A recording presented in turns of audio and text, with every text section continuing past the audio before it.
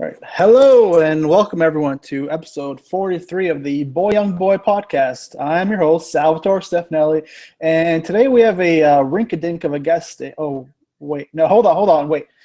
I'm being told this is not the Boy Young Boy podcast. Okay, so let me get this straight. Okay, but I am your host, at least for this episode. You are listening to the Backyard Banter Podcast, as you usually are. I'm your guest co-host today, and that's because our guest for this episode is your regular host, Matt Harmon. So let's welcome Matt to his own show. Matt, welcome, and thanks for allowing yourself to be interviewed for a show that's named after you. How are you doing? I'm doing great, Sal. It's weird to be on the other end of the podcast. When I started the recording, my first instinct was to immediately jump into the intro. But I really want to thank you for for agreeing to be the one to do this episode with me, Joe. You know, this podcast has been such a fun experience, and now we're going to do the least fun thing for me, which is to do an episode on myself. So, but it's something that a lot of people asked for really from the beginning of this episode, which means a lot to me that people are interested in my side of the story. So I get to do the weird part of letting go of control of my own podcast, which is hard enough for me. One thing we've learned is that you are the man of the people. You will listen to everything everybody has to say. So of course you had to do this episode that they wanted. No, there's no ego in Matt Harmon. Oh, that is not true. That is confirmed false. But I appreciate you continuing to always see the best in me, Sal. I'm sure like most people who've been listening to your podcast have enjoyed it. They like hearing about all the stories of people, how they came up through the ranks of the writing world. And I do want to say before we get into this that it is an honor to be the one that gets to interview the Matt Harmon. Because I remember when you were just Matt Harmon.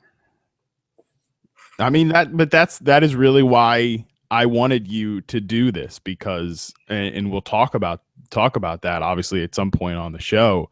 You know, you were the first person, Sal, that ever reached out to me on Twitter and was like, "Hey, you're really good at this. You should actually just keep doing it and have confidence in yourself, and this could be your thing someday." You know, you were the first person that ever really noticed me and propped me up, and I've adopted a lot of that philosophy from you. And so I thought, I mean, for a number of different reasons, but that being the key one, that you were a perfect person to do this for me. So, I mean, it's all the thanks to you for a number of different reasons, but even just agreeing to do this. So, I mean, that's here's the show bumper. Go after your dreams. Always listen to Sal, the Matt Harmon episode of the Backyard Banter Podcast. Perfect. We can stop now. Yeah, no, just hit cut right there. All right, so since this is an interview show, I guess I do have to ask some questions. So we'll get it started like you normally do, ease people into it. So just tell the audience, how did you get the football bug, and how did that transition into a career writing about football and fantasy? Yeah, so it's funny to think about football in my life, because I did not start out at a young age really liking football. I was my primary interest, I would say, as a youth, or like I would say the first time I really became interested in football was actually my sophomore year maybe even going into my junior year of high school. Well, that was last year. So last year. No, that was, I would say that is actually like 2000. It was the 2007 season. So whenever that was, my best friend to be in a fantasy football league, or I should say, at first she was like, "Hey, look, we need you to be in this league. We need to fill this extra spot." And I was like, "I don't want to do that. I don't know anything about football. Like, I'm not interested in playing fantasy. This sounds dumb." So it's ironic that that's now my career. But so I ended up agreeing to be in the league, and I had honestly like the worst draft I could imagine. I've talked about this before, but like I drafted my second quarterback before I drafted my second wide receiver. By dumb luck, ended up getting good seasons out of guys like Jamal Lewis with the Browns, and Jeff Garcia and Joey Galloway with the Tampa Bay Buccaneers. So, but I don't know what it was, but something about prepping for that draft, because I've always been the type of person, when I love something, I love something. You know, even when I was a kid, like whatever the fad was for me at the time, I was 150% like involved in it. So if it was like Lord of the Rings, I had every single Lord of the Rings toy, every single Lord of the Rings shirt. I watched the movies day after day after day. Same thing with like Star Wars and all that sort of stuff. Like I would just get completely inundated in things. And I think that's what happened with football. Like in preparing for the fantasy draft, I started playing like Madden, getting to know players, and somehow it just happened. And then like not but a year later, that was like my thing, and it just never really left. And like I always like wanted more from it, you know, and get further and further involved. So I started listening to podcasts like the Football Today podcast on ESPN with like Matt Williamson and Ross Tucker. Those guys were like they were some of the first ones doing like a real regular podcast that I was into, and then that led me to finding when Matt Williamson was on the Audible with Sigmund Bloom on the couch. Then I found Sigmund and Football Guys, and then it was all holy shit. Like I want to think about football like these guys think about football. So really, like it's crazy to now think that these people I'm talking about I'm like associated with and I'm like friends with. Especially Sigmund and I are really tight. But like that's how it started for me, was just getting into a fantasy league and being like, this is something I really like. I mean, I'd always kind of followed football and was just like baseline interested in the sport, but not really like I never could have expected this to have like to be such a major part of my life. So really that's, I guess, the story, my background story of football. You know, it's always interesting hearing people on this podcast when you ask them that question, and the number of people that have said Madden or who said they were obsessed with it at a young age. And you kind of, you know, once you get into this industry, you realize just how much of an obsession it is to research fantasy football, research about football stats, write about fantasy football every day. And no, I mean, it's been tabbed as sickness by some people, but to outsiders that might not be in this industry, they kind of wonder, like, how can you do that every day? Don't you get sick of the same stuff over and over again? And when you say no, that's when you realize you're in this industry. Right. Like this. So today I put up the Todd Gurley about why I thought, why I don't think he's a top 5 pick in fantasy. And that all started, like, I had been thinking I didn't really like the idea just on a baseline level of his projection this year in the Rams offense and being a top 5 pick. But so Saturday night, I was just sitting around like looking at some correlations between running backs. I'm like, what am I doing? It's a Saturday night. I'm looking at like I'm looking at fantasy numbers, and then but that spawned the article, and then that was that. But that's a perfect example of like, yeah, just having that sickness and what it grows into. And Madden was totally a part of that. Like playing franchise mode on Madden. I've talked about this on a few other people's episodes. Like I was totally the guy that my friends would come through or my parents would come through while I was playing and be like, are you ever going to actually play any games? Because I was just so obsessed with like making trades in the off season and the draft and all that. And so that really kind of spawned my sickness, because as much as I was enjoying doing it in this fake world, I was that much more interested in like what the teams were doing in real life. It's kind of cool that we took a game when we were kids and now we're just playing a different game, even if we're like in our 20s or 30s. Oh yeah, or we're just that's why I say all the time, like I'm playing, like we play make believe at work all day. All right, so you mentioned earlier how you can't believe that you are where you are now. So like most people who know your story might not know everything about your story, because you got to keep something behind the curtain. We know your fantasy writing journey has been one that inspiration triumphed for like many that have seen you rise up the ranks. He went from a guy that very few people knew about to one that was featured on prominent sites like Football Guys, Washington Post. Not everyone in this industry is lucky enough to be in the position that you are, especially not rise up the ranks as quickly as you did. So for every Matt Harmon, NFL.com/garbage writer out there are hundreds of people struggling to make some sort of noticeable dent. For the people listening out there who are attempting to grind out a career in this industry, and make a mark like you did, what advice can you give them in terms of dealing with failure and to keep chugging along? Yeah, so I'll just kind of take that and run into what started me even writing about football. So obviously, I've said this before, I love to write. I mean, I have just always had an obsession with writing. Even when I didn't really know it, is like in high school or anything, like I always kind of really enjoyed to write and just express thoughts that way. I would write these like long letters to like my high school girlfriend and stuff like that, even when it wasn't necessary. And she loved, I mean, she loved that, but I just really love to express myself through written word. And when I got to college, I'd always been kind of an underachiever in terms of like education. And even in my first 2 years of college, I didn't really give a shit that much about school or anything. But it was about like my junior year, I got really obsessed with my degree in sociology and studying social theory. And so I had started creating a pretty in-depth research project, and which ended up being on, which is ironic, I spend so much time on it now, was on the presentation of self on Twitter, essentially like taking old social theories from like the 1970s and reimagining them for the digital age. And it was a really good theory. I thought that I was working through, and I was actually intending to go get a PhD after school.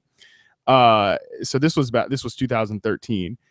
And so I graduated college. I'd fully intended to just kind of get some experience in like actually working in the real world. And I took a job going back to that ended up taking me back to Lynchburg, the town where I went to school and graduated college from. So I ended up spending another year there, and you know, there were some other variables in that made that decision look very good. But so that ended up really being a disaster. My personal life fell apart completely, and I ended up, I talked about this in like my weight loss story and everything, but that was just the darkest chapter. So this was like the fall of 2000, August to really like December 2013 was just a horrific time. I mean, I was struggling with depression, with a lot of different things, and I was really just lost, like as a person. I was 22 years old, and was just like completely. I just didn't know how else to describe myself other than like I was completely lost.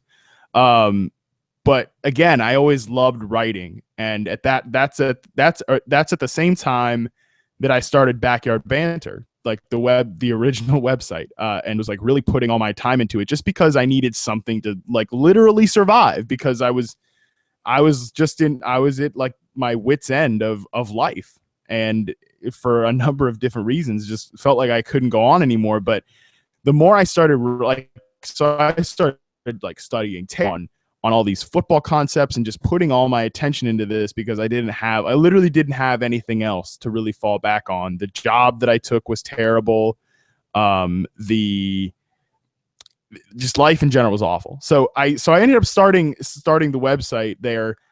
And that's around the time like I started to get involved on Twitter through the account that I'm running now still. And like, that's when I met like you guys and everything. And, things kind of started from there. So I guess my first piece of advice is like, really just love this. And I think that's to me.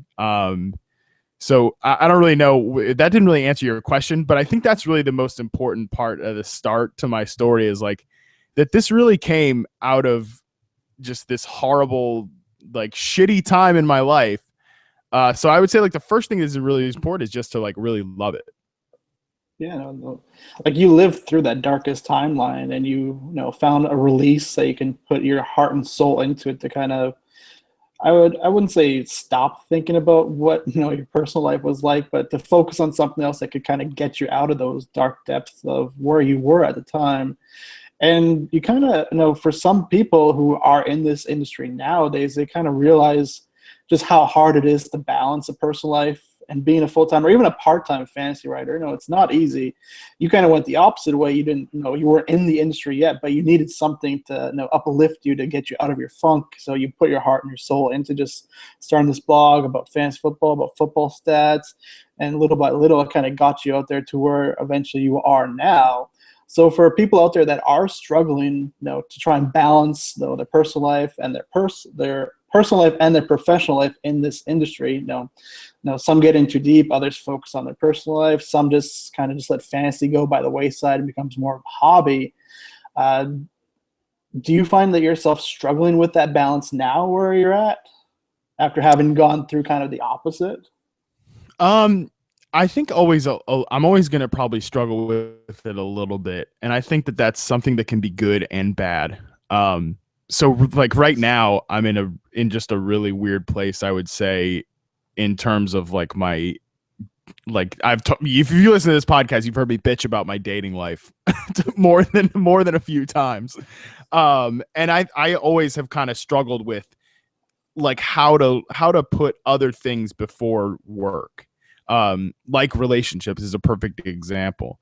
I don't really know how to prioritize another person over my work because I'm so like obsessed.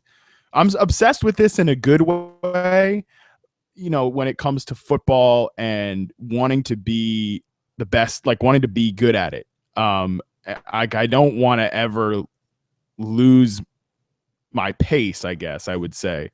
So I try to like never slow down. And so that can be a struggle sometimes, like letting other people in or just knowing when to make time for something else. But it's so important to take a step back. And I think the biggest thing for me in doing that is like never really giving up on a social life, and like I'm very lucky to be out here in LA now where I've moved across the country, but I have a really good group of friends out here and like making time to do things with them, and especially like fitness as well. That's something that obviously is a big part of my life.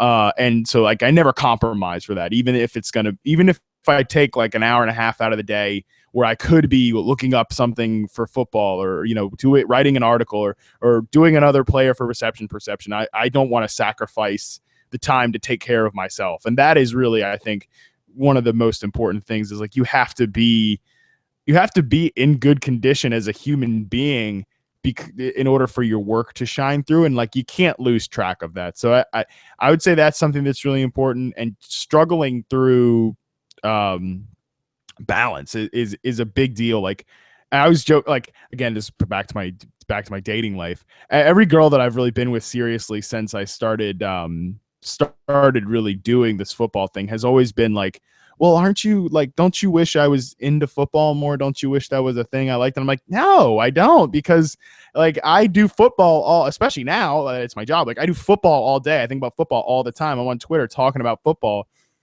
It's good to have somebody that you can relate to on a different level, and that like that's not a part of your relationship. So maintain those other interests, like be a well-rounded person. Like, that's something that I think really helps me too. Yeah, and plus you live with somebody you work with, and I'm sure you guys don't talk about football once you get out of the office all day long. You need something else to just clear your mind of that day job. No, yeah, that's true. Like Alex and I will talk about football for sure, but there's a lot of other things that we riff on. I mean, if we go onto the football tangent, like we might like almost black out for an hour and be like, oh, we talked about 1,000 football things. Like that is certainly possible. But that's always something funny. Like when I was driving across the country recently on the road trip, and like I stayed with Waldman and Sigmund, like people would constantly tweet at us when I'd be like, oh man, I wish I was a fly on the wall right now listening to you guys talk about football. And I'm like, probably talked about football like combined between the two of them like 15 minutes total. Like, believe me, Sigmund and I talked about everything under the sun possible, but I think we had like one football related conversation about Michael Thomas and Willie Snead for about 15 minutes, and that was it. So like I said, it's important to like be well-rounded in those relationships, in my opinion. I mean, so you mentioned you've had some trouble with the ladies since moving out there. I know this isn't the dating advice show, but do you think that maybe you might be someone right now who's just a little too focused with your career to attempt to settle down? And do you ever see a point in your life where you can have it all? Yeah, so I'll be super transparent about this, since I wanted all the guests to be. So when I first moved back to Lynchburg and started this downward spiral in my personal life, a lot of that had to do with a breakup, and there were a lot of other factors that went wrong that really I would say like brought out this bubble. What I call like a storm that I was running from for years like running away from depression, and like that breakup as well as a few deaths in my family and close circles, and just this job that I took that all brought it to a head. And so I don't think I've ever really fully come back from that. So there's always been that specter in the back of my mind, and knowing, I think like somehow intuitively knowing that like football and working on football was what really, you know, and I'm not exaggerating when I say this, like really saved my life. I think I've always put that above finding happiness in dating or whatever. I'm also, you know, I just turned 25 last week, so I'm very young. And I don't know, I just don't find that to be a priority right now. And for several reasons. Also, like that, like LA is definitely not the city to like prioritize like finding love. It's, you know, there's a lot of people out here that are very focused on their career, and so I find that appealing and everything. But I don't know, it's like I'm in this weird place with my dating life where I don't really care, and I don't really want to care, and like maybe I'll meet somebody that will make me change that, or maybe I already have met that person that's going to make me change that. But I've really wondered I would say just the last few months, whether that life is just like not really for me, whether I'm kind of just meant to be, you know, me and Charlie, you know, like maybe that's my life, and I don't know.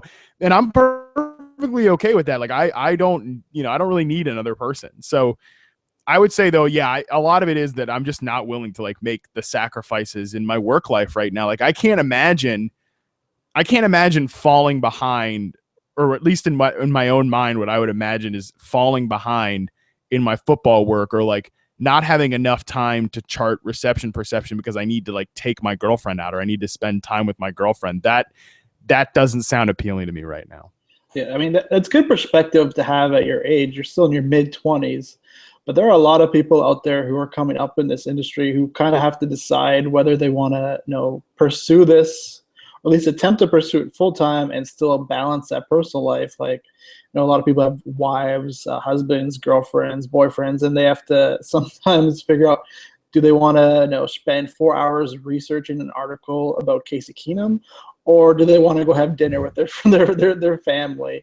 And I remember listening to an episode of the Two Mugs podcast back in the day when Rummy and Rifo were talking about mock drafts, and it's like, and Rifo's relaying this story like, oh honey, I'll be a few hours late to bed, I got to go do this mock draft for free with a bunch of other people online. It's like, no, you have that luxury where like you can go do that mock draft if you want. You don't have to balance this other personal life ahead of your professional life. But for a lot of people, it's kind of hard to get, you know, mix that two balance like we talked about before. Yeah, I'm really fortunate that I don't have to answer to anybody, and I don't want to. Right at this point in my life, you know, I don't want to have. Yeah, just basically the dog, which you know, he basically, you know, puts me through the ringer, and I answer to him pretty much for everything. But yeah, that's something that I think I'm very lucky, and one of the big reasons now that like I did not really want to tell my story is because I view it as such an outlier, and it's hard to take a lot from, in my opinion, and maybe I'm wrong about this, but I think it's really hard to take a lot from how I got to where I am, because I was in such a unique, like perfect circumstances set of thing. Like I was and still am like a young single, and that gives you a huge advantage to have the time to, like you said, not answer to anybody, and to be like, you know, that was really the first thought.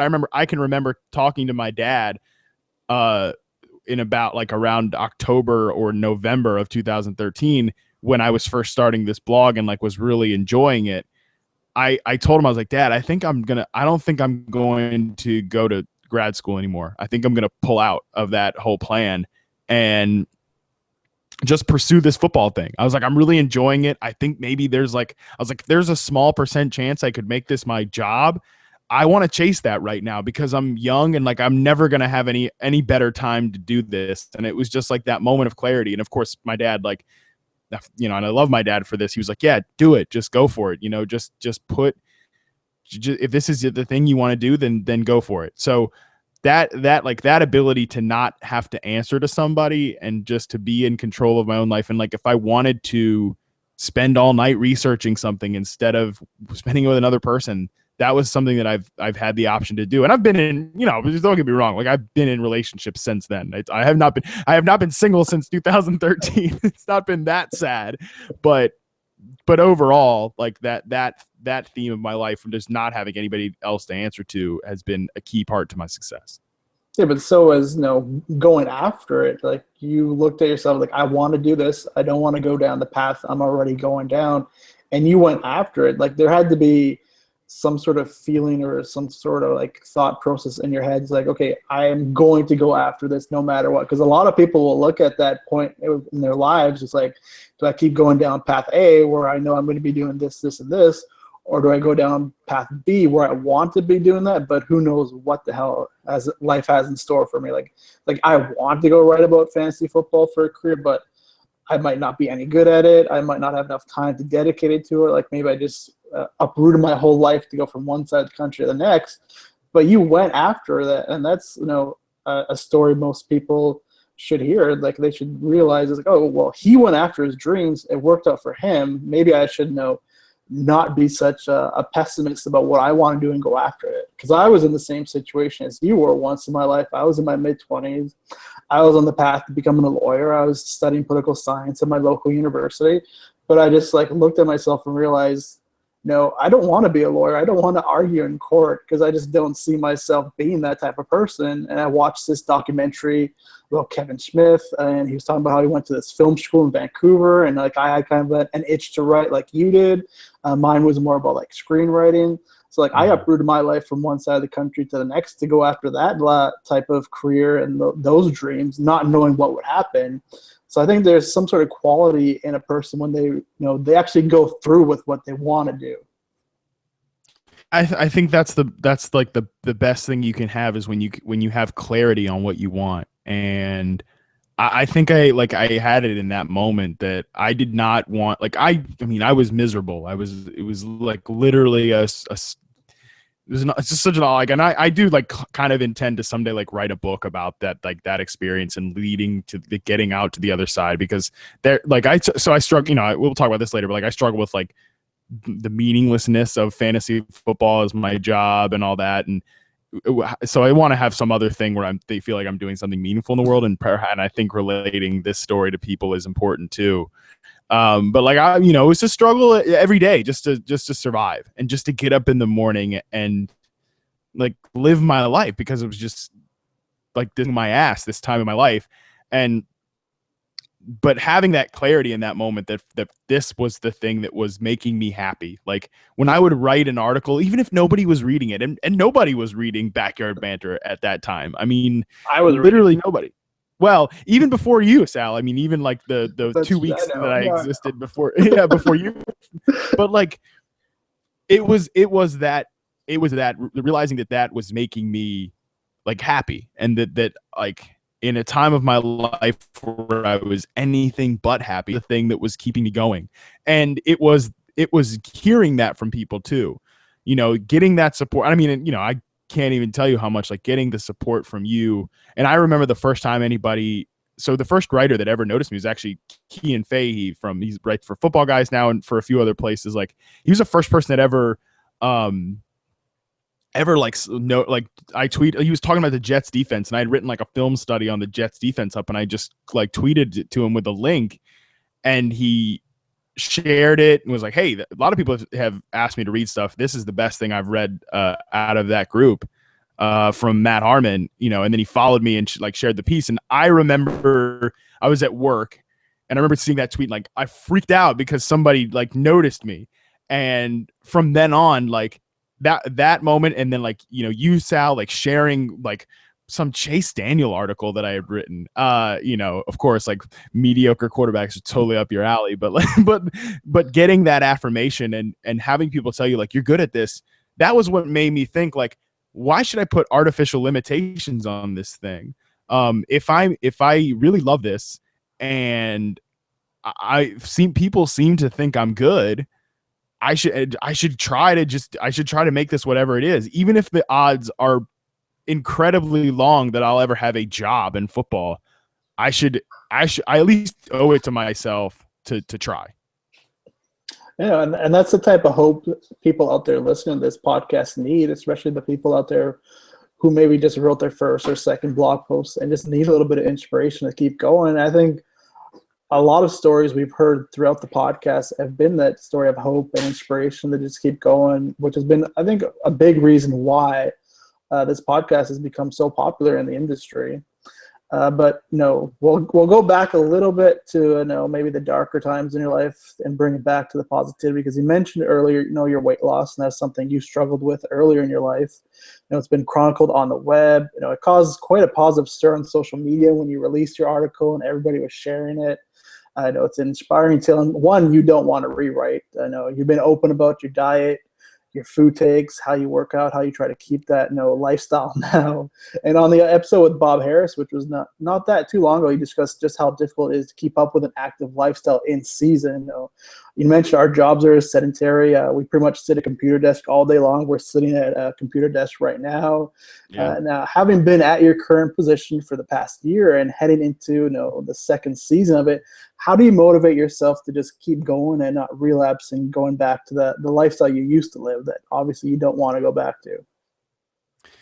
Well, I think it's always like this, that constant realization that I don't ever want to be that again. I don't ever want to go backwards. I want to always be moving forward in my life. And the weight loss thing, especially, like, sometimes I really do have to like slap myself and be like, oh yeah, that's right, I was 315 pounds and I'm 210 pounds today.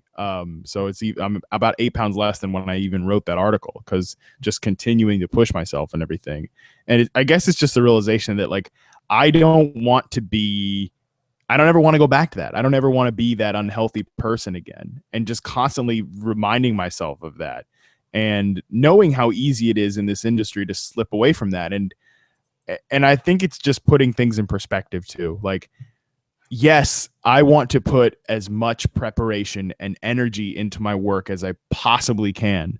But if I lose another hour in the season of the already disgusting amount of hours I'm putting into football, working 5 days, like, that's really not the end of the world. Like, I probably will not, I will probably not get, a sleeper wrong or miss something. Or even if I do, in the grand scheme of things, like, who really cares? Like, you also have to remember in this industry that this is just, it's just a game. It's a game about a game, for God's sakes. Like what we do with fantasy, your health and your just being alive is much more important. And I think that's something that I want to try to be better of this season too, because I wasn't last season. I came out to LA to take the job at NFL.com. I was 231 pounds. I got back up to like 240 in the season, and that frustrated me because it was pretty simple stuff. It was giving up on the gym too much, wanting to spend that extra hour researching or whatever. But so this year, that's something I'm trying to be more committed on. And it's just realizing like I am afraid of a lot. I'm afraid of whether it's, am I ever going to face that darkness again? Am I ever going to struggle with my weight again? I'm afraid of those things, and that fear constantly motivates me to not put myself in those positions and to realize what's important. So I would say to anybody out there that's involved in football, like, remember what's important. Like, your health matters. You matter, and your brain will be sharper. You'll be able to function on less sleep, which I know we're all trying to fucking do that. So like you'll be able to do more when you're physically healthy. And I think that's something that I really want people to take away from, because it's such a problem for many people. It was such a problem for me for the longest time, for the most of my life. And, the last 3 years have been a change that if I would I would much rather have my health that I do now than my writing career. As hard as that is to ever think to choose between the two, I'm much more grateful for that. I mean, well, without your health, you wouldn't have your writing career. Right. And you got to be beautiful. It's important to be pretty in this industry. If you're gonna work for the big bad NFL, you can't be a slob. No, I'm kidding. Of course, you can be whoever you want to be and reach the heights in this industry. But I think that I just like confidence too. That's something that I think is so underrated, and especially because you can, for most of us, we sit behind a screen all day, and that's where we build our identities. And there's a lot of good and bad in that, but you don't necessarily have to be the most confident all the time. But I've found that being happy with myself, which is something that 3 years ago, if you had told me like I'm going to be in a place where I'm going to be completely content and happy with myself, with how I look, with how I feel, with how I talk, I would have never believed that just based on where I was. But the fact that I have that now, it makes my work so much better. It makes being able to share my opinions so much better. Just being confident in yourself is so underrated in this industry. I think it's an underrated aspect of everybody's life, whether you're in this industry or not. Just believing in yourself that you can do something. Because a lot of the times people say you can't do that. You even said to yourself, no, maybe I can't do this, I can't do that. But no, you went ahead and you just kept chugging along, and you realized, no, I do believe in myself. I have the confidence to do it. And then, here you are. But a lot of themes we hit upon in this episode are kind of dark. Struggling with depression, struggling with breakups, struggling with your weight loss. And I'm not sure if anybody else has been picking up on this lately with your podcast episodes, but it seems like there might be another struggle going on right now in your career. You had Greg Rosenthal on just a couple episodes ago, who was talking about his start in the entertainment industry, and when he realized it just wasn't fun, it wasn't for him. You kind of turn that around on yourself, being a part of the fantasy community, saying, you ask yourself all the time, what the hell am I doing? Am I doing anything meaningful with this career? So it kind of sounds like you're struggling with trying to rationalize the work you do in this industry you're currently a part of, but thinking that you might be able to make a bigger difference in different industry. Do you find that to be accurate? Well, first of all, I would say one of the things that Greg and I hit on, that was just the last episode before this one, was like the difference between football and fantasy football. And I will say, like, I don't think I love fantasy football as much as most people in our industry do. And I mean, I like fantasy. I definitely dig it, and like it's something that I really enjoy. But I just love football. Like I'm a fantasy writer because it's an avenue to talk about football. Like if anybody was to offer me a job as like just a standard football writer over a fantasy writer job, I would take it in a heartbeat. But that's probably a separate discussion from what you're asking me. Stay on message, Matt. But I think I have struggled since becoming a full-time fantasy writer, or just a full-time football person in general. I have struggled a little bit with like that meaninglessness of it in a way. Because like, so for what I was doing before this in the year from 2014 to 2015, after I finally got out of Lynchburg, which was an important step on from that part of my life, I was working with adults with intellectual disabilities, and I loved that job. I didn't think I was going to like it. I thought it was just going to be a job that I took to support myself while I was still writing about football and part-time for Football Guys and Optimum Scouting and several other places. But I really ended up loving it just for a number of different reasons. And I really could have probably made like a career in that field. And, every day it was a struggle, but every day I knew I was helping people that needed me and that loved. And that's a good feeling to have. Like, that's the greatest part about that population, the intellectually disabled. Like, they love you. Us as like normal people, we struggle like opening up and sharing our emotions, and they're just so real and honest with you, and like being appreciated like that was really a great feeling. So there maybe coming from that field, it's a little harder to football writer when it's like, I am talking about a game. What am I really doing with myself? Does any of this really matter? But I do struggle with that. But before I kind of answer that more, like I would offer the disclaimer that like I do love this job, and like I could probably do this for a long, long time and really enjoy it. And I know how lucky I am to be in the position I'm in. So it's not like something that like in the next 2 years you're going to see me run off into the sunset, even though that is that is a very big joke around the office. Like, when is Harmon finally going to, just say I've had enough of this and run off into the mountains? And that is maybe a real thing that could happen. But I do struggle with like, am I really making a difference in this career? And I know I've had people reach out to me and say you are, for a number of different reasons, but that's why I really wanted to, start this podcast. Why I wanted to start why I wanted to share my weight loss story. Why I intend to write about my struggles with depression and mental health and all that at times, because I think that I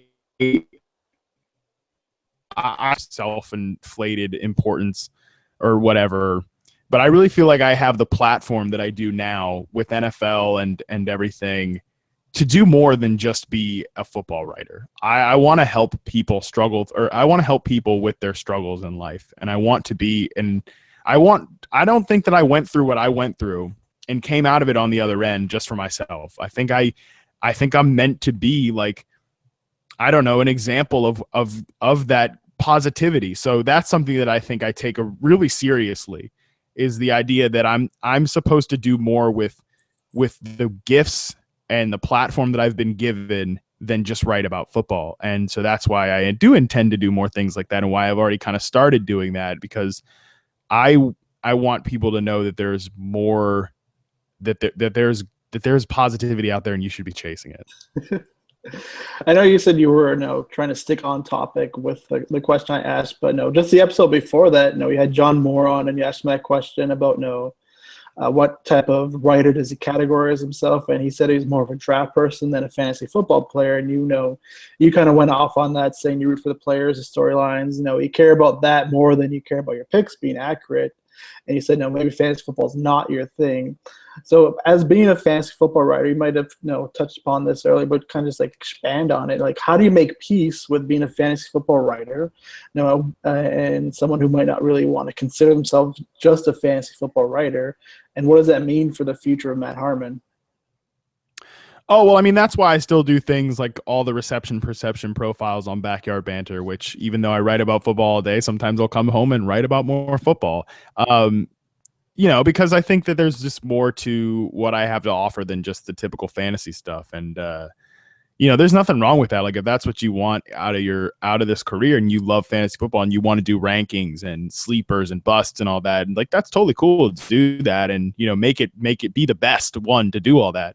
It's just like, that doesn't necessarily fire off my brain in the way that I need it to be engaged in this stuff. Like I said, I came from a really heavy, like, academic research based background, and like, that has to be a part of my football writing. And I think that I hope to do more things like that. And that's why, like, even my fantasy stuff, I would say, like, that's why I specialize kind of in one thing more than anything else. Like, yeah, sure, I'll give you some advice about running backs and quarterbacks. Like, I think I don't know what the hell a fantasy football expert is, and I'm still waiting to figure.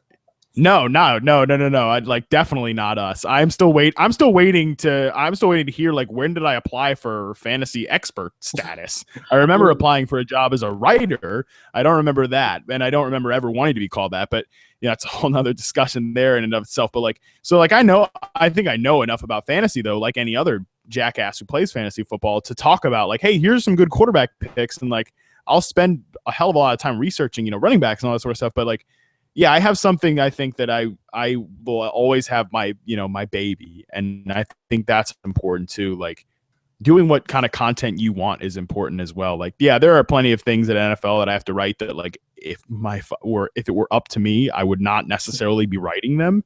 You gotta pay the bills. You gotta write that sponsored content, baby.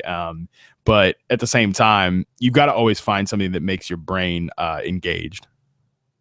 I know you mentioned earlier that you're kind of like an outlier in this community, how quickly you rose up the ranks to where you started to where you are now. But it's been hit upon many times on this podcast, and people on Twitter when they're asked like, "How do you get noticed in this industry, or how do you make it?" It's always providing unique content or something that you just can't find anywhere else. And you gave that to us with Reception Perception. Today's fantasy generation is one that's become like very stats based and analytics heavy. But the readers are smarter, and there's more of an emphasis on in-depth analysis and advice, like Reception Perception or Graham's running back series, or I might pronounce his last name, but Joe Holka's new running back series over at 444.com. Do you think the larger sites like ESPN or Yahoo, Roto-World, NFL.com, CBS have kept up with the changing times? That's a good question, and I think that you're seeing those sites do their best to cater to both. Marcus Grant, who I work with, who's just a lovely human being in general. I said this, I think, on a recent podcast that if I was on TV like Marcus and I was as much of a baller as him, there's no way I would be as cool and as humble about it as he is. But yeah. Marcus, he's pretty cool, dude. I love Marcus. Marcus is really good people, but he's always constantly when Gelhar and I are talking about these super unique niche stat dorky articles, Marcus is always the one to always kind of remind us that like, hey, we still have to cater to the casual fan too. And he actually talked about that, I think, on my podcast, his episode here. He said like, he never wants to see us lose that casual fan. And that is super important because, listen, I get it. I mean, I was tweeting today about it's a little weird to me that people will tweet back at you and be like, I don't need all these stats in my article about fantasy football, like an inherently stats-based game. Like you win the game by accumulating stats. So it might be important for me to give you some stats. But, those players like that just want to know, like, hey, who should I start and who should I sit? And I can wind and weave an example of why you shouldn't draft Todd Gurley in this long drawn out stats based thing. But some people don't want that. Some people just want the quick hitting information. Just want to know these certain things and get an edge in their work leagues.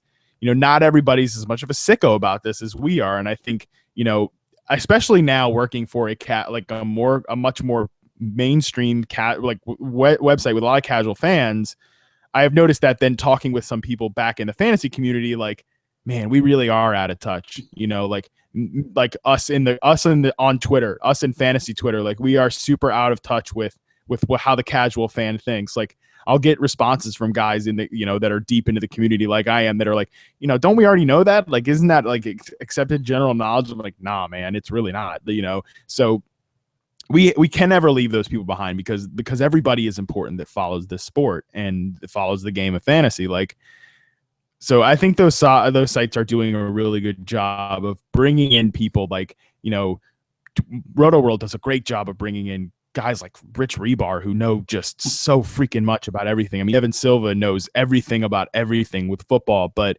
they still have guys like Nick Mencio writing the stardom situm columns. They still have Pat doing the rankings. They still have, all of the guys contributing to the blurbs and just putting out like, here's one sentence on what this news means and how it applies to your fantasy team.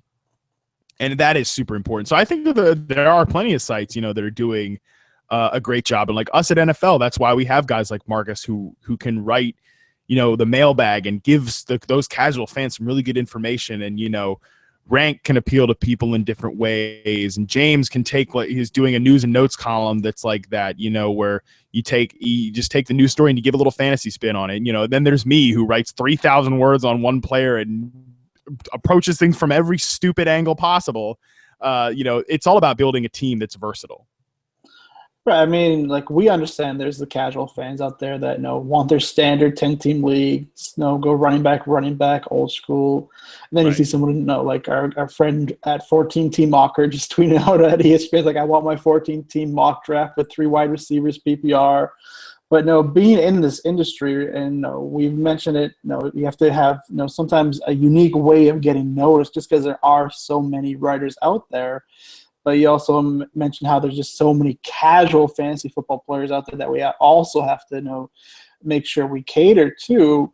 But if you're somebody that's just breaking in, like, what route do you take? Like, are you going to try and focus on breaking in and coming up with a unique metric to get noticed by the fantasy writing community? Or are you going to, sit back and kind of write the same content that hundreds and thousands of other people are writing, try and get noticed by the casual fantasy football player who might not really have an impact on your career starting out? Like, how can you, find a way to figure out basically what to do? Yeah, so I think that a good way to approach that, and I'll just share my example of that. I think that like appealing to that really niche audience is super important. Those the freak shows, the guys that are totally into football, like, and want every possible piece of information. And that was part of the reason. I mean, there's a lot of reasons that I started Reception Perception, and I don't know if you're going to ask me about it or not, but like that was certainly one thing that the one thing that like I think I started out appealing to that really diehard fan base. And then like, because I just don't think that you can break in doing what everybody else is already doing. I was writing like power rankings, which when I was first starting Backyard Banter, and like writing game recaps and game previews, and I was putting a lot of effort into those, but nobody's reading those. Nobody cares what Matt Harmon, circa 2013 nobody cares about what I think about the Seahawks versus the Rams in week 12, or nobody cares why I have the Bears ranked 17th instead of 15th on my power rankings this week. People started listening to me when I had something new to bring to the table, and from there, like, yeah, my audience has expanded, but I'm always going to appeal to I'm always going to do things the way they like got me to where I am. And what got me here is being different and being unique and having something else to say that was outside of the norm. And like, yeah, now I can write, game recaps or a sleepers column, and people care because they know to trust me based on my own, like the other analysis that I brought to the table. I mean, now is a good assignment, Anthony, to ask you. So why did you start Reception Perception? Oh, because I realized I needed something to take up all of my time. No, I think for one, the wide receiver position has always really spoke to me. I've always just, like, Steve Smith is my favorite player ever. I grew up really liking Randy Moss, which I don't know what that says about me as like an attitude sort of sense, but I just always really enjoyed the position, even when I was just like watching film and writing up games and all that sort of stuff. I always gravitated to watching the wide receivers. So that's an important thing. Like, find something that makes you excited. And I think that the wide receiver certainly did that for me. And I knew I needed that piece of unique content. Like, I was chasing this thing so hard. I was busting my ass like for no real benefit, of course, when you're first starting out. You're just I'm writing for Backyard Banter. I'm writing for a few other just websites like that I owe a lot, like Draft Mecca with Andrew Parsons and Eric Stoner. They gave me a shot. There were so many like little sites that brought me on, and I love that. But Reception Perception was always in the back of my mind, and so I started just charting out like everything I would see with wide receivers, like just exclusively watching them and charting how many times they'd run each route, against what coverages were they most successful. And I would chart out like guys' whole seasons, and then I learned to streamline the process, obviously, of course, and like realized where it averaged out at 8 games and everything. But really, the idea behind it was just I knew I needed something different to bring to the table, because, again, it's all about making people care what you have to say. And over time, people learn to care about what Reception Perception says, and maybe too much now. People care what Reception Perception says, but needed to have that. And also, it was fun for me, and it's still fun for me every time I sit down to chart a guy. I'm excited to learn what the results are going to be. You know, if it's going to be a guy like a Tyler Lockett, I sit down and by the end of it, I'm like, holy hell, I didn't expect to be this excited, but here I'm this excited because the data demands it. And, you know, I think that the biggest thing of why I did it too was because it was questions that I wanted to know the answer to. You know, I was always frustrated with film analysis that just kind of threw things out about wide receivers, like, oh, this guy doesn't get open enough, or he's not a good route runner. You know, you read that on scouting reports. I'm like, well, what the hell does that really mean? You know, how can you? I want something to back that up other than just you told me it was true. So that's why I wanted to show that. I wanted to graph that out and have, like, you know, sample sizes of what's successful in this route, what's not a successful route, and everything. So it was a question that I wanted to answer. I wanted somebody to answer, and I wanted to be the one to do it. And, you know, when I saw that there was a positive response to it, then it was like, okay, this is the thing I just need to keep doing. I'm sure, like, when you wrote your very first reception perception article, you know, you mentioned earlier, no one was really reading your work, but now you have this influence over the fantasy community. We've seen it. You know, people call it the Evan Silva bump. He tweets out about a player's ADP just, you know, either skyrockets or drops completely off the face of the earth. And we've seen that impact with reception perception lately, especially the Tyler Lockett article. You just saw people tweeting out how high he was going after you wrote up that article on him.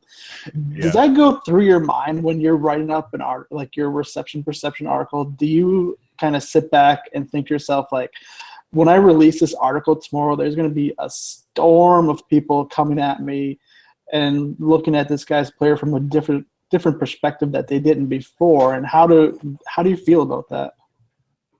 Yeah, no, I don't really think about it that way, to be honest with you, Sal. Like, I know that there will be a response, but I don't really get concerned with what that's going to be, because I think that, you know, that might change how I phrase something. I always still, like, even still today, I write like I'm back in that 1-bedroom apartment in Lynchburg, like, just trying to get a thought out, you know, and that's all I'm really doing with any of these, is I'm just getting an opinion out there. I mean, I'm more excited. Like, I still remember, like you mentioned, that first reception perception article. I still remember tweeting out, like, the charts, like, super late at night, and guys like Matt Riddle and Jeff Miller from DLF, like, and FF Dynasty 101 Chris, like, tweeting back at me, like, with some thoughts about it. I still remember, like, those first moments. Like, so I know there's always going to be a response, and I'm grateful now that like I can be, now I know more people are going to respond, and, like, that excitement, it's exciting to, like, release a reception and perception that, like, I'm really pumped about. Like, I was really excited to release Willie Snead's results recently, because I think they were so much better than what people probably would have thought. So I get excited about that, but I never really think, like, oh, this is going to have a big effect on people, because I just want the analysis to always be true to what I actually think. I never want to say something to, like, that I don't believe in. If I wrote something, or if I said it on a podcast, like, you can be damn sure that that's what I really think. So I never look at it as, like, I'm going to get a response that's this way or that way with it. I just say what I think. I know people will respond, and we'll see how it goes. So basically, you don't care that you cause people to overpay for Tyler Lockett now than they had to before. Nah, man, that's on you. That's on you. Sorry. I think that, from my perspective, one of the great things was seeing people tweet at you, like, where Tyler Lockett was going. You're like, no, that's crazy. Don't do that. Yeah, no, I mean, I get it. Like, people want, but at the same time, for one, that is mind blowing to me. Like, again, any of this, still, like I said, I don't know how the hell I got here on so many levels. Just the vast difference of what my life is now from what it was 3 years ago. Like, I'm thinking about it right now, and, like, man, it really is mind blowing. I'm so lucky. I'm literally the luckiest person on the planet. I really do believe that. And I try to be grateful for that. But, like, yeah, the fact that people take my opinion that seriously, like, it's humbling, and it's mind blowing, and it's a little intimidating sometimes. But at the same time, like, you know, you're going to react to how you're going to react. And, like, I think that the fun part about, like, so Dynasty especially, I think, is a good example of this, because I what frustrates me is, like, yeah, can you release an article on this guy so then I can sell him high or whatever? I'm like, I hate that mindset. And this is probably a separate topic, but like, I hate that mindset of dynasty. Like, if I see an analyst like really likes a player, I want to get the player because he's gonna be good. And like, I want to have good players. I want to have fun, like owning good players, and maybe other people will have fun different ways. And that's cool. But like, yeah. So just the fact that like people want to own the Harmon guys or whatever, and it makes me want to throw up saying that out loud. But like the fact that people want to own those guys, that's really cool to me. I think you might have just hit on a new business model, like the opposite of draft day consultants, just write up bad articles so people can either like sell a guy for really low or write up like really awesome profiles of guys you don't care about so that they can sell them for high. Yeah, Scott Fish has offered me. He said like he'll offer me about he'll offer me 3 figures to write up fake posts. I know Dynasty Frank has been begging me for almost a year now to write up like an Odell Beckham's actually a little overrated, but based on reception post, just so he can buy him. But that's not, like I said, not gonna happen. The litmus test would be like writing a flattering profile of Alex Smith and telling everybody to draft him. I think that's where we would see how strong your influence is on the community. Well, I will say, Sal, somebody came up to me today and gave me a list of 3 quarterbacks that they wanted. Like, hey, can I have this guy, or Alex Smith? And it was, well, Dave Damashek came up and asked me that. And I was like, you got to go with Smith. He's like, yeah. And I said, yeah. So you should be happy. I'm not wearing my Alex Smith shirt this time. So call back. Yeah, no, that would have been weird. That would have been kind of interesting. I mean, let's get this back on topic because I could talk about Alex Smith for hours and nobody would listen to me regardless. So, in this episode, we've mentioned it. Past episodes, people have listened to. It's an advice we give it on Twitter. On the very first episode of this podcast with Sigmund Bloom, he mentioned that promoting each other helps the community, and we've seen like just how true that is nowadays. Maybe it wasn't like that before when he started. You kind of mentioned that, why would you retweet an article that wasn't written by the site that you work for? Mm-hmm. And you said that people should just be more active on Twitter. Fantasy football, Twitter, it is a community, and we've seen that shift, like I mentioned, where sites will promote the work of others. How vital do you think it is to just put yourself out there as a newcomer in the industry and try not to worry about someone disagreeing with your takes? Because we've seen the good and the bad of Twitter and social media. Oh yeah, I mean, I've seen plenty of good and plenty of bad. I would always encourage people to emphasize the good in life. And in football, that's like I say with the wide receiver drops thing. You can read that article too. Kind of jives with my life philosophy, and I will always emphasize the good of Twitter. Like, hell, I would not be where I am today. 0.0% chance I would be where I am today if it wasn't for Twitter and the community that is so incredibly supportive. And I think for one, like on a selfish industry level, it's good for us to promote good content. It's good to continue to engage the users and challenge them to read new and better things and more unique ideas and to constantly encourage engagement that way. And it just builds more interest. Because everybody's looking for, I got some people joking around in my mentions today, like, hey, like, don't ask Matt Harmon, like, that's my guy. Like, and he's like, oh no, he was my guy like 3 years ago. Everybody's looking for like their secret guy or whatever. So if like I can promote somebody else and they can become that for someone, that only just again builds more interest and builds our community and builds our industry, which gets more jobs, which, that's the lifeblood of it. But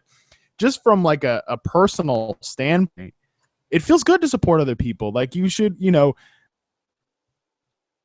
like, I don't think that is a big deal. And people always say, like, Josh Lake recently was saying, like, it's so cool that you share other people's work. And I'm like, well, of course I do, because I think it's good. Like, I think what other people are doing is really important. And like, I want to give my followers good information. So I will share, TJ Hernandez and Chris Raybon's podcast, like I did today. I was like, hey, this is a great show. I benefited from listening to it every week last year. You will do the same thing.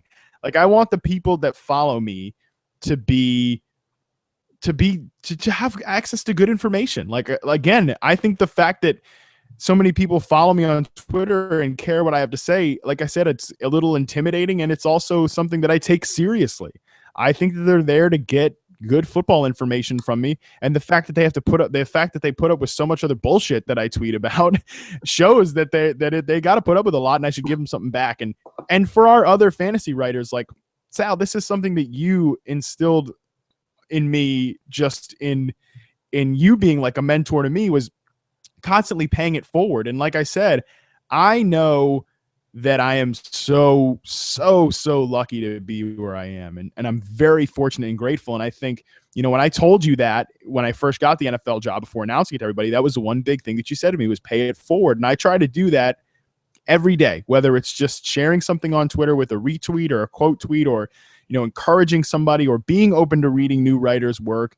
And I'm not perfect about it. I am not perfect about, like, every time somebody tweets me a link, and sometimes I'll like the tweet to remind myself to read it later and then totally forget. And I suck, and I'm sorry, but I am not perfect, unfortunately.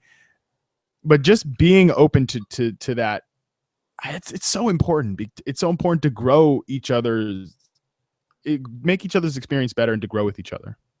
Yeah, like a simple thing is just retweeting someone's article might not seem like a big deal to you or to me or the people on our timeline seeing that retweet, but it could be somebody's work you're retweeting and nobody really knows of it in the industry, who could one day become the next Matt Harmon. And it's a really simple way to pay it forward.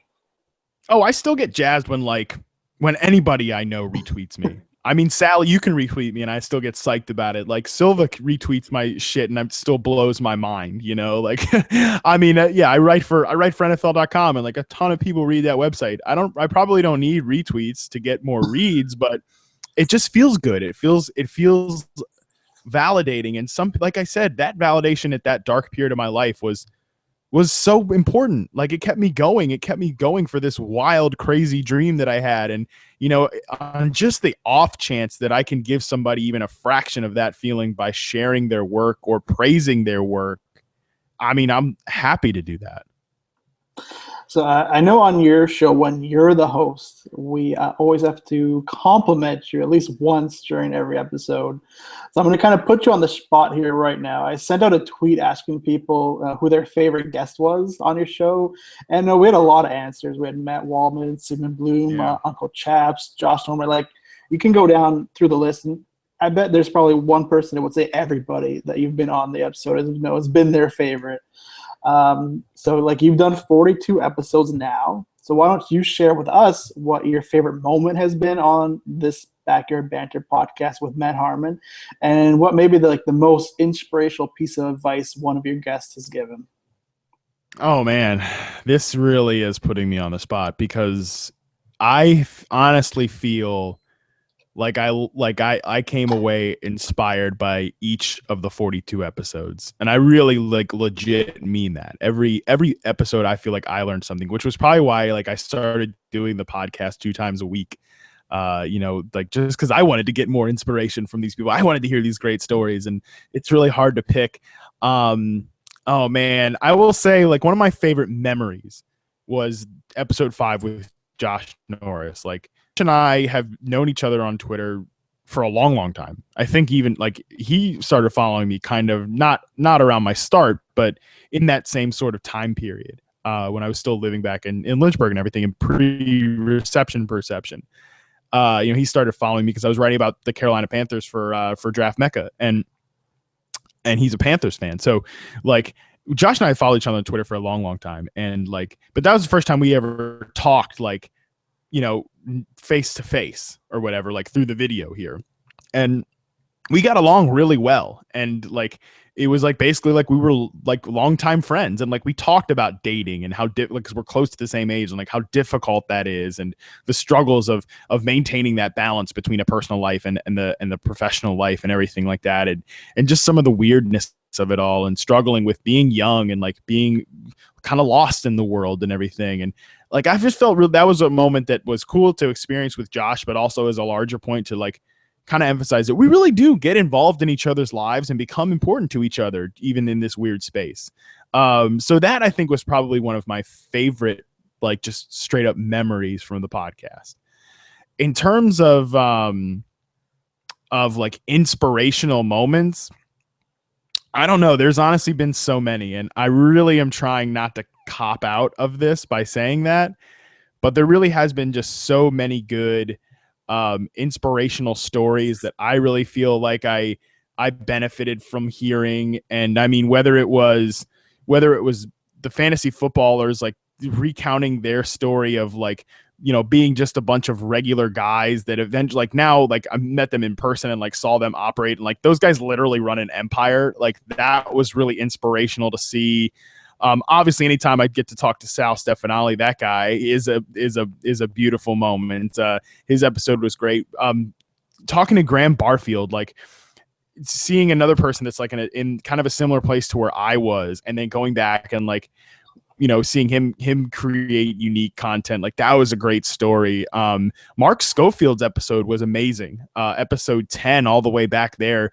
That was such a cool thing to listen to him. He was great. And he's another one that I didn't really know as well before the podcast, but like now I feel really tight with, and he has just a great story to tell about like being in a field where he wasn't really, he like clearly wasn't really happy. And got out of it and is now doing something awesome with himself. And I think, you know, I'll mention one. I could sit here and recount every one of them. That's like starting to what I'm doing, but I'll just mention like one last one. Was the episode just pretty recently with Scott Fish. It was great to talk to Scott and like just somebody that's really making a difference in the fantasy, like, because like I said, that's something that I struggle with, but he's clearly making a difference with the Fantasy Cares League and like everything he does for the community. Scott is just a must follow person and must pay attention to episode 38 of him.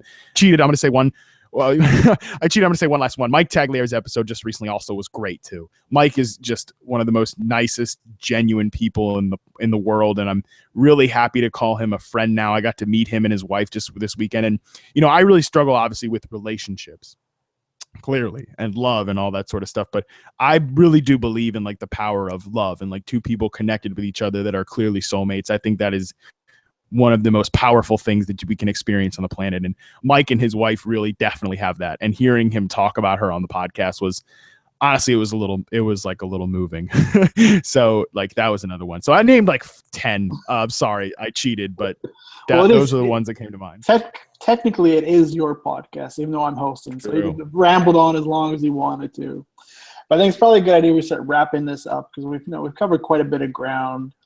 So I'll bring this to a close pretty soon. Like we mentioned earlier, like I had the fortune of meeting you in person, and you told me about this idea for this podcast you want to do, where you just talk to the personalities in the industry, you know, hear their stories, try to get back to the community a bit. You know, season 1 of the Backyard Banter is coming to a close now. So I'm going to ask you, like, has this show fulfilled your vision that you had for it? Oh yes, this show has been everything that I could have possibly wanted it to be and more. I think that like I know, and this is the great part about being like having such access to people. You know, I know that this podcast has inspired people, whether it's new writers that are wanting to break in, whether it's people that are just struggling in life. I've gotten plenty of just incredible emails and exchanges with people just based on this podcast. Like that alone it's been every second of doing this show was worth it for those people to feel like they got something from this. And I mean, you know, more people have listened to this, downloaded it, and shared it than I possibly could have imagined.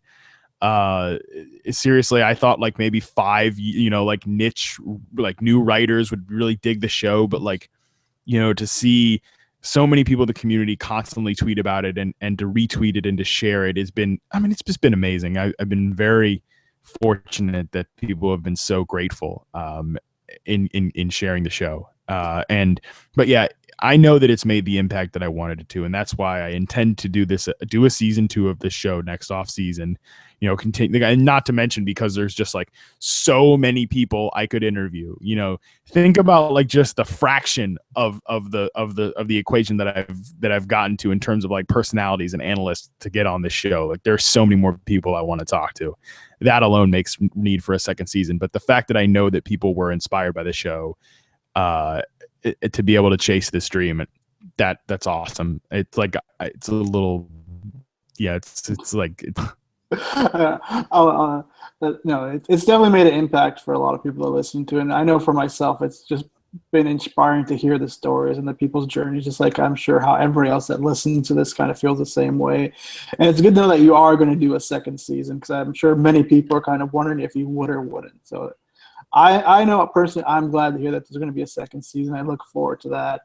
No, I know we usually end off the show with a couple of questions to get us off our way, but I'm going to introduce a new segment because this might be my only chance to ever host this podcast.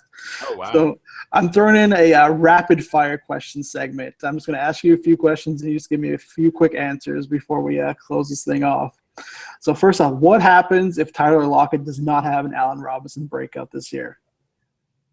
Then the timetable, which was set on a year and a half or 2.5 years since I got to LA, like the timetable before I do have that nervous breakdown and run into the mountains and live in the wilderness, that will be accelerated by at least half a year. I know you're kind of notorious for saying you don't really watch many movies or TV shows and you're not into the whole pop culture thing. So, like, what's one movie or TV music recommendation you'd share to care with the audience? But please, for our sake, do not give us any food takes. Oh, great. So I would say I'll recommend for a movie. No, this will count as music. I tweeted about this. I daily dapped it on the NFL Fantasy Live podcast. I shared it on my Facebook. If you're lucky enough to be my friend there, which is actually pretty exclusive. I don't like friend a lot of people from the fantasy industry just because they like to keep, that's like the one place I like to keep my life private. But anyways, it's this documentary called Austin to Boston. It really just, it hit like for a number of levels for me. Like the idea of being out on the road, like living a simple travel based life was awesome, but also just the musicians in it. Bears Den, Ben Howard, the Staves, Nathaniel Rateliff. Like watching that movie, it was like, holy hell, these people are so incredibly talented. Like, so for music, those are all bands I'd recommend checking out. I have a Spotify playlist of it. You can check that out as well. Like they're just really talented. For movies, oh God, I'll skip movies. I'll go to TV shows. For TV, I would say like I will always give props to The Wire is the greatest TV show of all time. But something new that I just started was Shameless. It just came up on Netflix. It's something that my mom has been pushing me to watch for years, and I finally started. It's a really cool show. So I would definitely recommend checking that out. And for movies, I mean, holy hell, I really am struggling to think of like a movie that I've seen recently. I'm just not going to answer that question. I can imagine Alex like listening through, is like, damn it, Harmon, movie, just name one. Yeah, right. I can't even name one. Oh, I really am thinking, but I haven't seen any like good movies that stand out recently. All right, I'll let you off the hook on that one since it is your show. It's still my damn show. This might even be a harder question to answer. Whose work in this industry do you marvel at and learn something from every time you read their content? Oh, wow. That is really hard because there's about 1,000. You're pushing me on this one. I would say that, for one, like anytime Rich Rebar writes something, I would probably learn like 20 things from his writing. So that's one person that I would say. And then, like I mentioned, Chris Raybon and TJ Hernandez earlier, two guys I've also had the privilege to meet. Like those guys dig up stuff that is just so crucial to fantasy success and is really important. So those three guys, like for sure, are people that every time I read something of theirs, I come away feeling like I learned a stat or a nugget that I can drop and help my readers as well. Have you gotten over the Cordell Patterson debacle yet? Yes. And that was such a huge, pivotal, important lesson to like, it's so funny to go back and look at that article now and like look at Patterson's reception perception numbers and being like, dude, these numbers are so bad. They're like, they're like Devontae Adams level bad, but I was trying to say something before I had enough data to say it. And you can make the argument that I still don't have enough data to really understand reception perception yet. And that was the second article I ever published. So I was clearly like trying to make something that wasn't there. So I learned a lot from that, and I have definitely gotten over it. But I know that is funny because I know like who my real people are, because they'll still rip me for Cordell Patterson, whereas like the other people don't really know about that as much. So I think some people are torn whether they follow you for your writing work or for Charlie pictures. So let us know something about Charlie that we don't know. Would you say that everybody knows how emotionally complex he is? Did you say I convey that enough? I mean, I might know firsthand because I gave him a gift and he just ripped it apart. So I understand the feeling, but I'm not sure everybody else does. No, you know what? I will share this, and it also will go hand in hand with how much he means to me. And I think people that follow me on Twitter clearly know that. He's over here under my feet right now, so he knows I'm talking about him. I love this dog more than I love anything. I mean, except people. I do love my family a lot too, but Charlie has been like a constant in my life for the last, oh my God, almost 3. He's almost 3 years old. That's mind blowing to me. He'll be 3 in December. And so I got him, about a year after I started writing and after that really horrible period of my life. And Charlie brings me that reminder every day that it's all going to be okay. He's like a constant reminder, like a physical presence that I'm not in a dark period of my life anymore. I have so much to be thankful for, and he's a big part of it. And having him here is pretty crucial.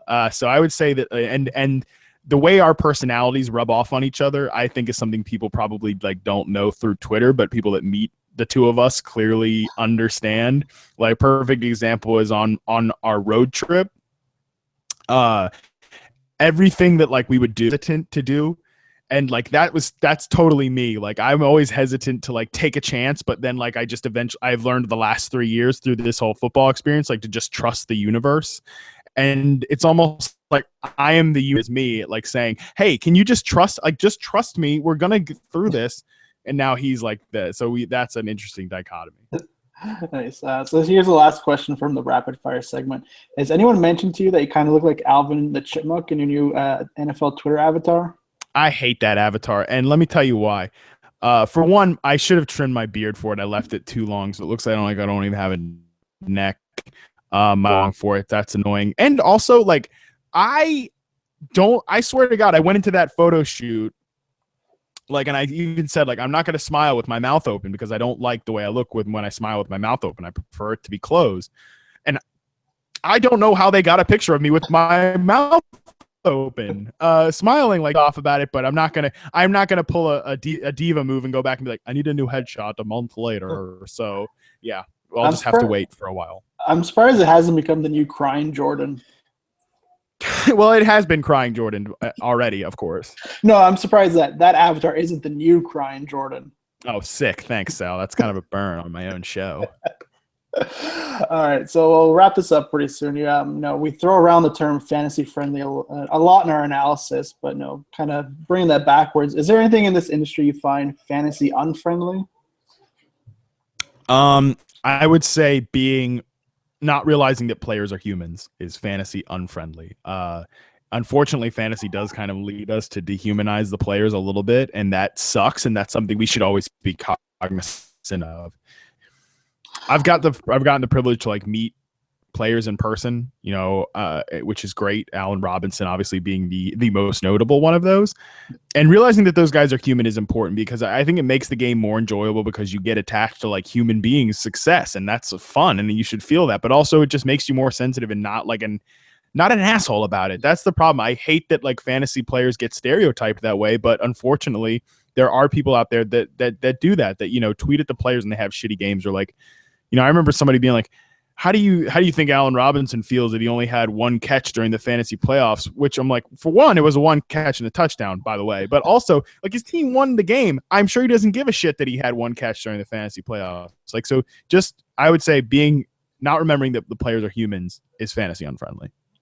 Now, as you know, since this is your show, so you really have no reason not to be prepared for this question, as is customary with this podcast. Before you go, the floor is yours to go crazy with whatever you want to say. Before I yank it out from you, you yanking it out from me. Yeah, so I just want to thank everybody that has listened to this show so far and has been a part of this journey with me. It's like I said, so incredibly awesome to do this show and to share this with you guys and to just do, like, it's been awesome. So thank you so much, everybody that was a guest, everybody that listened, that downloaded, that shared the show. Just like, I am forever grateful that you take your time out to listen to me.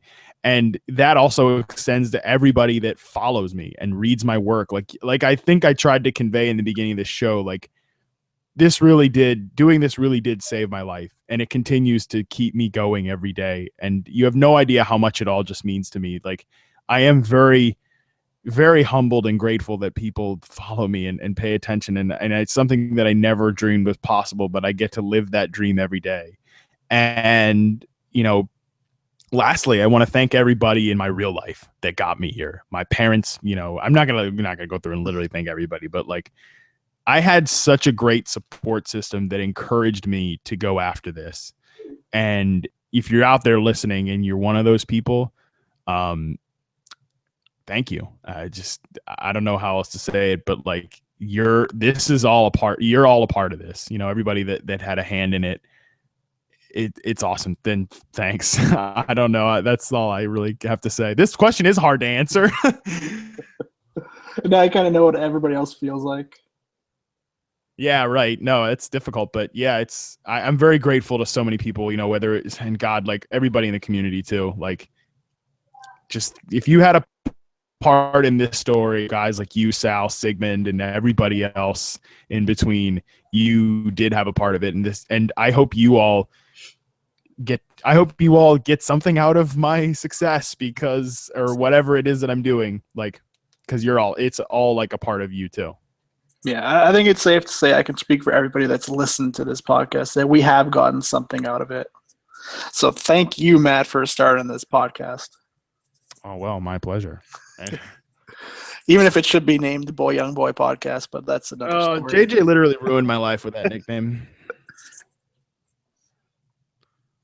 All right, so I think that wraps it up. Episode 43 of the Backyard Banter Podcast with your host, Salvatore Stefanelli, and your guest, Matt Harmon. Matt, tell the people where they can find you on the Tweetbot machine. Yeah, of course you can find. Yeah, I don't care. If you listen to this show, you can find me. I don't think we need to do that, but we'll just edit that part. I want to thank. Yeah, we'll just edit that part out, of course. But I do, like, I'll just close out the show here in the season and everything. But I really want to, for one, thank Sal for doing this. Sal, thank you. This is, I think I've made it pretty clear you were a key part of my journey, and that means so much to me. And yeah, so thank you for agreeing to do this. And for everybody out there that listened to season 1, thank you. You are awesome. Thank you so much for the support of the show. To all the guests out there, go back and listen to them. If you're just listening, this is your first one, you can listen to these podcasts anytime during the season, anytime you can go back and revisit them. They are what we call evergreen. But yeah, so I think that's going to about wrap it up for season 1 and for episode 43. And I'm going to take the reins back from Sal on my own show right now. And I'm going to close this thing, but I always do.